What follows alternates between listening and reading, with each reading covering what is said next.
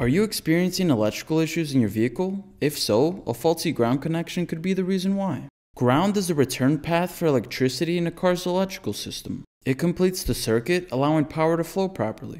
The car's metal frame is often used as ground, reducing the need for extra wiring. Without a good ground, electrical parts like lights, sensors, and the engine computer may not work correctly. Some common ground locations include the negative battery cable to the chassis, the engine block to the chassis, the transmission to the frame, and various ground points for sensors, lights, and the ECU. If any of these connections are loose, corroded, or broken, it can cause electrical problems.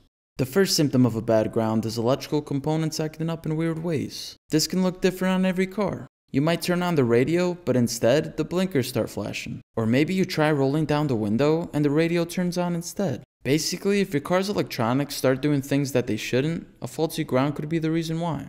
The second symptom could be starting issues. In most cases, a bad ground will cause a no crank, no start situation, meaning you turn the key or press the button and nothing happens. That's because the starter motor isn't getting enough power due to the weak ground.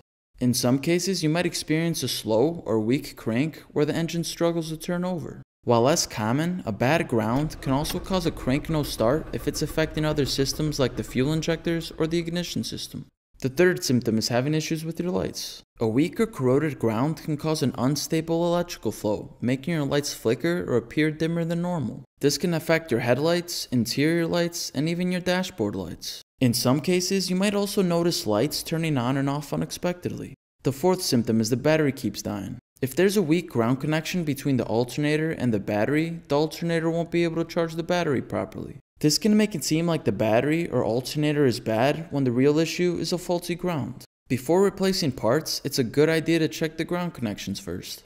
The fifth symptom is malfunctioning sensors. The sensors in your car rely on good ground to send accurate data to the ECM.